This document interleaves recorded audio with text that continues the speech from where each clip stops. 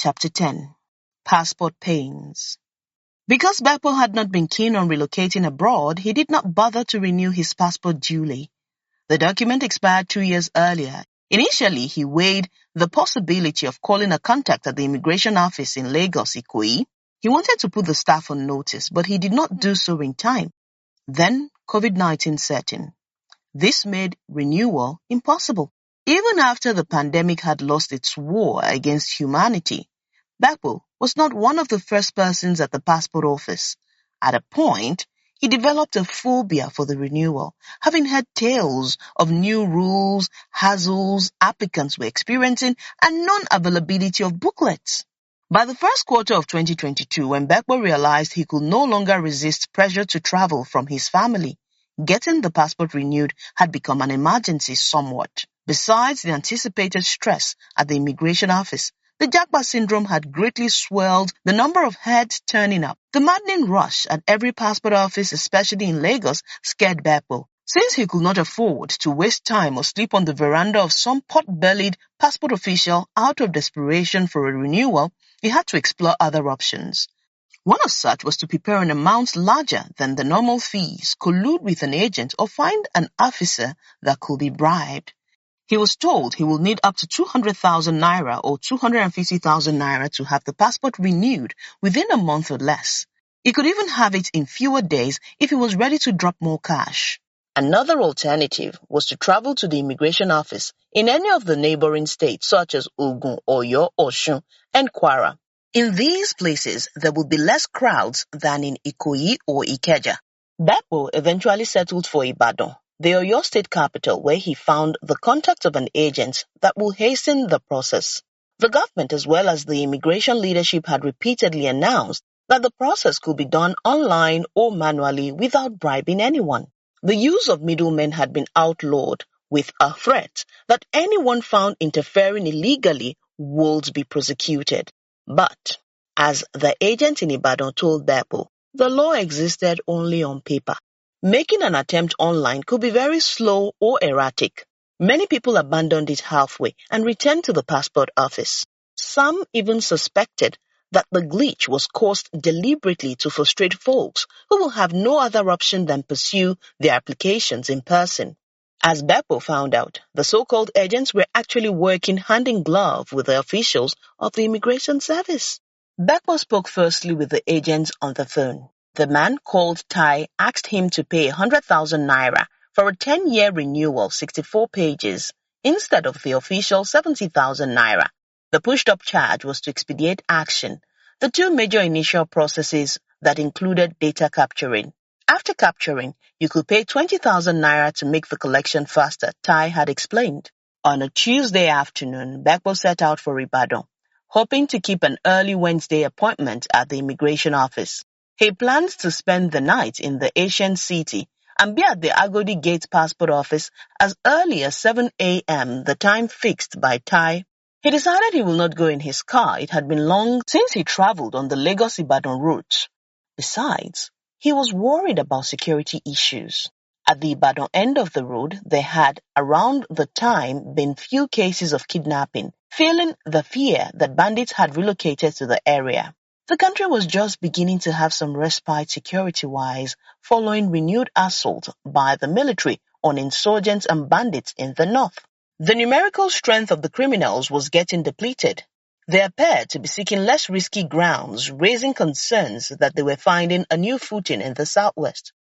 Bepo felt he had better travel by a public bus. He knew that no vehicle type was immune to onslaught by the scoundrels, but he was satisfied the commercial drivers understood the area better. He boarded a 6-passenger Toyota Sienna car at the Ojota Park.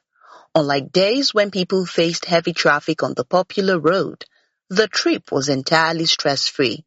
This was especially the case between the infamous Ojota and Bajakara stretch up to Opik, where the road led to Isheri Estate, the headquarters of Channels Television. The biggest surprise that awaited Bepo was that barely 50 minutes after, he and other passengers will be touching down in Ibadan, thanks to the nearly completed reconstruction the federal government was carrying out on the road.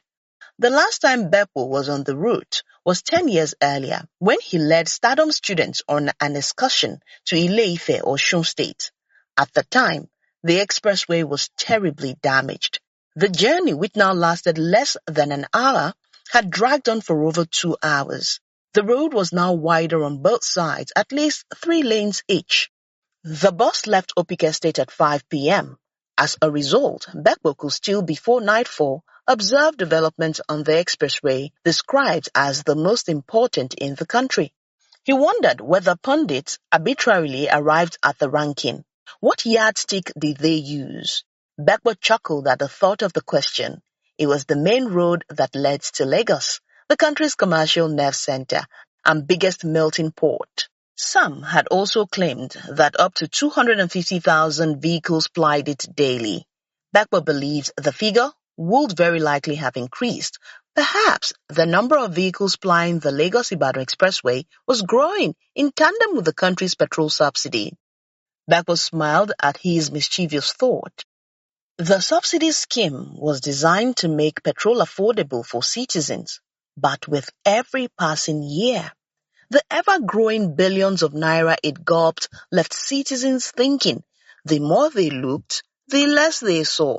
Were the statistics enough to conclude that the Lagos-Ibadan Expressway was more important than, say, the road that led to Bayelsa, from where the country derived its largest volume of oil? Bepo reminded himself he ought to calm down as his mind was beginning to wander needlessly into politics. Apart from the filling stations, which had increased in number, he found that religious organizations and schools had also taken up a larger share of space on either side of the road. In the past, it was the likes of the Redeemed Christian Church of God, RCCG, and Mountain of Fire and Miracles Ministry, MFM, that were most noticeable along the expressway. But things had changed. While MFM is the first big one you see on the left at Magboro, as you come from Bega, you will notice the Christian Pentecostal Mission on the right after Ibafo. Shortly by Asheshe, you will get to the Christ Embassy ground, also on the right. About a minute's drive after by the left was the headquarters of NASFAT, the first major Islamic organization on the route. Adjacent to NASFAT, Nasrullah El-Fathi Society of Nigeria, was the Deeper Life Bible Church, with the Redeemed Christian Church of God's expansive redemption camp nestling about a kilometer away. The religious organizations had all along been there before the construction of the road. Now, Bepo thought, the grandeur of the new-look expressway was making them even more noticeable. While the conventional Christian and Islamic faiths stood to be counted, there was the Guru Maharaj base shortly before the Ibadan toll gate, whose arrival in the area even preceded those of many of the aforementioned. He pondered the multiplicity of religious organizations on the road and its attendant irony. Nigeria arguably has many religionists but few godly people. Bepo restrained himself at the thought, was he not becoming judgmental? Were there not truly many good Christians, Muslims, and traditionalists? Was he, Bepo, a saint after all? He smiled. He was consoled by the fact that more business organizations were also springing up along the route. This was the reason many observers believed the Oyo and Ogun State government needed to take the axis more seriously because it promised a huge industrial base. Ogun particularly was benefiting more in terms of the number of companies rising here and there on the Lagos-Ibadan Expressway. These included Mekano, a multifaceted industry on the Long Bridge, Multitrex at Wawa, which was distressed due to debt issues, Punch Nigeria Limited, and Life-Made Furniture in Magboro. He saw the signboards of Macpherson and Babcock universities. No wonder, he thought, Ogun prided itself as possibly hosting the highest number of universities in the country. Bepo observed that at the Ibadan end in Oyo State, some new business outfits were being developed, although their owners were yet to erect signboards. He noticed private universities springing up, including Dominion and the Oyo State government-founded First Technical University, both at the Ibadan end. He also witnessed some changes in Ibadan Township, too. At Challenge, for instance, he discovered that a defining roundabout was no more there. The area had been redesigned to ease traffic congestion. He loved the sight of the brown rose his eyes caught as soon as the Sienna descended the Molete overhead bridge. The sight became even more phenomenal as the vehicle reached the top of the hilly bridge after Bere. The scene reminded him of the legendary poet J.P. Clark and how he described the city in a poem titled Ibadan. Bepo struggled to recall some of the lines, then he asked Google, which answered him, Ibadan. running splash of rust and gold flung and scattered among 7 hills like broken china in the sun. Such an evergreen and intense piece of art. He, however, felt worried that decades after Clark wrote the piece, the roofs he alluded to remained obstinately brown. The buildings, mostly constructed with mud, could be seen at the Idiarere area, Ojaoba, Bere, and the Aremo zone, and many interior locations. While searching on Google for Clark's poem, his eyes had also caught the title of a novel, Under the Brown Rusted Roofs by Abimbola Adelakun. Bepo hoped to read it later. He remembered the innocent disgust some of his students expressed when they visited the University of Ibadan. They had followed the Challenge route instead of Iwo Road, which the latter was more direct from Toll Gate. Bepo had made the Stardom bus pass through the belly of the city so that they could appreciate its ancient essence. They returned to Lagos via the Agbowo-Iwo Road as they passed the interior of the city on their way to the university. One of the students had asked if Ibadan was a big village. Bepo answered that it was not. He explained that there were many elitist areas that include Ring Road, Oluyole, Bodija, and Akala. He also enlightened them on the political and pioneering status of Ibadan, hosts to the first university in Nigeria, the first stadium, and the first television station, among others. By 6:40 a.m. the following day, he was already at the passport office in Agodi. That was the Ibadan miracle of commuting, never to be likened to Lagos. Because Lagosians always traveled with a fear of traffic palaver that is often their lot.